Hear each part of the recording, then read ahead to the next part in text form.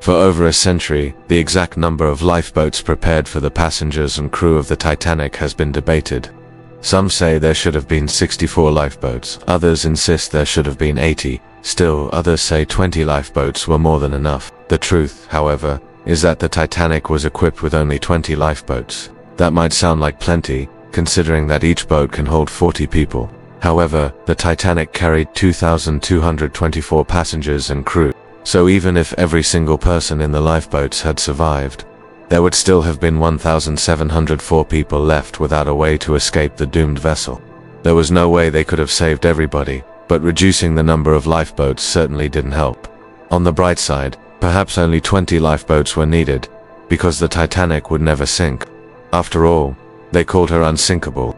Locked gates. Although the Titanic was built to accommodate all classes of passengers, they weren't treated equally. Third-class passengers were packed onto the lower decks, forced to live among the ship's machinery, chimneys and ash bins. Since third-class passengers often traveled with very little money, they had difficulty escaping when the ship began to sink. Many didn't even realize the next morning that the so-called Titanic lifeboats weren't actually lifeboats at all. They were locked gates preventing them from accessing the upper decks where the actual lifeboats were kept. When they finally realized what was happening, it was too late.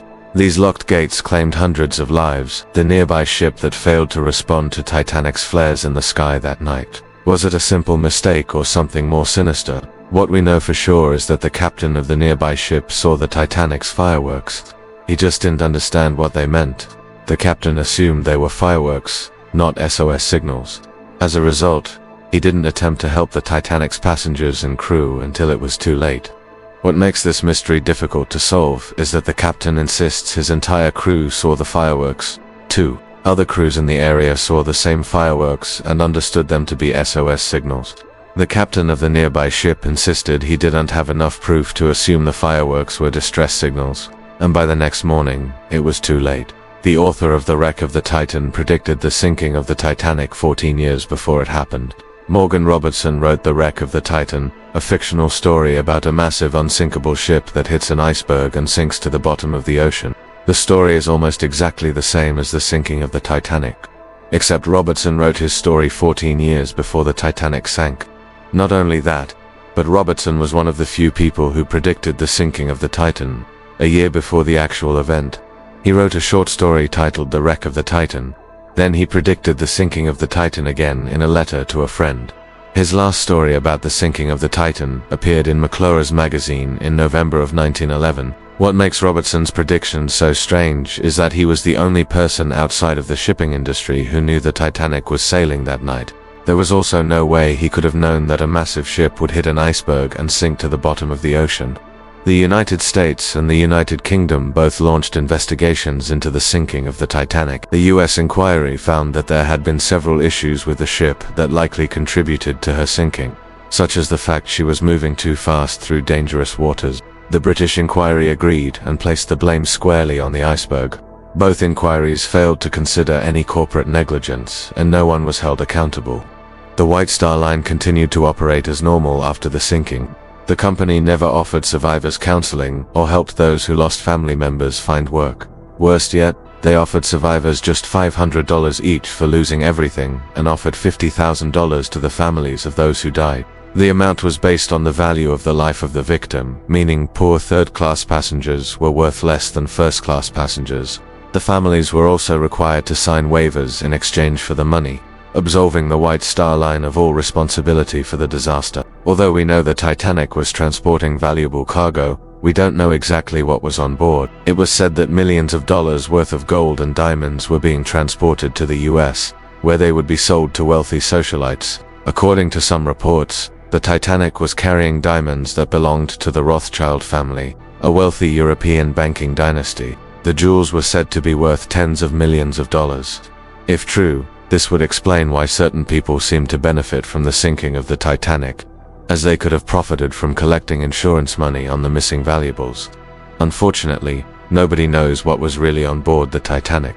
Survivors and investigators seem more concerned with finding out what happened to the ship rather than what happened to the cargo. The sinking of the Titanic has been the subject of countless conspiracy theories since the early 1900s. One of the most popular theories suggests the Titanic never sank at all. Instead, the ship that sunk was her sister ship, the Olympica. The two ships were practically identical, and the switch was made when the Olympic collided with another ship and sustained serious damage to her hull. At the time, the White Star Line didn't want word of the damage spreading, as this would cause chaos in the shipping industry. Switching the Olympic with the Titanic allowed the White Star Line to file for insurance money, and no one would be any wiser. Nobody knows for sure what happened to the Olympic, which leaves the door open for the switch theory, but there's no physical evidence that can prove it. Did he know? The captain of the Titanic, Edward Smith, was born in 1850 and began working on ships at the age of 13.